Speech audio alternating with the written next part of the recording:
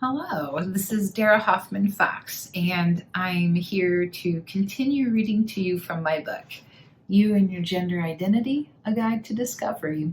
We are currently in Chapter 3, which is called Feeling the Fear and Doing It Anyway. So this is now the second part of Chapter 3, which continues to explore different things you can do to help acknowledge and manage your fears during your gender identity journey. This next suggestion is called setting appointment times with your fears. If you find yourself constantly interrupted by your fear list, which was 2 videos ago, then this exercise is for you. Fears often come up without any warning in the middle of your workday, while you're hanging out with your partner, kids, or pets, or in the middle of a test at school.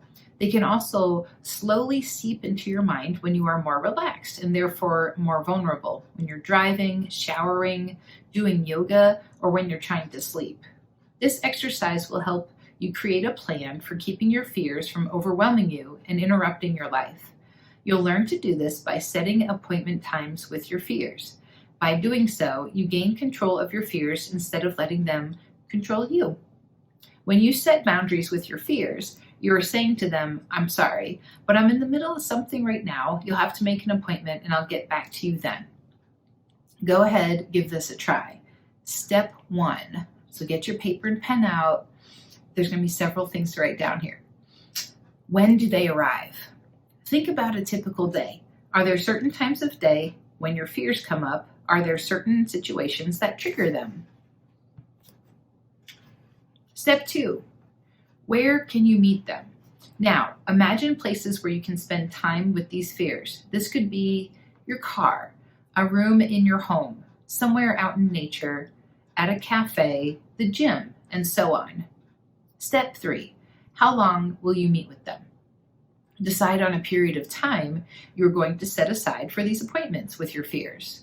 Start with a small number, such as 5 or 10 minutes, and increase from there as you get the hang of this. So here I have where you would write down number of minutes. Step 4, how many times per day? How many times a day will you set these appointments? Eventually, you may even be able to change this to how many times per week. So now you write down how many times per day. Step 5, where will you keep track of your appointments? What is your favorite method of keeping track of things? This could be a notebook or on your phone or your computer. So write that down. Step 6, scheduling your appointments. During your day, whenever a fear comes up, if it is not during one of your designated appointment times to spend with your fears, jot it down in the log you identified in step 5, which is where you're going to keep track of your appointments. Give yourself permission to let it go, knowing you will definitely be meeting with it later. Step 7, self-care before the appointment. When your next fear appointment arrives, go to one of the places you listed under step 2, choose an activity from your self-care worksheet to do at the beginning of the appointment. Do the same activity each time, as this will create a comforting and grounding ritual. Which self-care activity did you choose? Step 8, start the clock. Set a timer, such as a watch, a phone, or something on your computer, for how many minutes you have scheduled the appointment for. Step 9, let the appointment begin.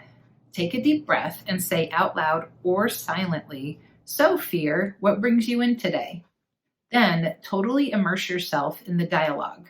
During the meeting, you can dialogue out loud, journal, scream, stomp around, punch the air, dance, laugh in fear's face, video or audio record yourself, draw, sing about it. Immerse yourself into the experience. Don't stop until your timer goes off. Take another deep breath and say, "Well, thanks for coming, fear. See you at our next appointment." Step 10, self-care after your appointment. Choose a post-appointment self-care activity. This can be the same or different from the one at the beginning. Again, do the same one every time so as to signify to yourself that this appointment is over and you can return to your life. Which self-care activity did you choose? Start paying attention to when your fears make themselves known.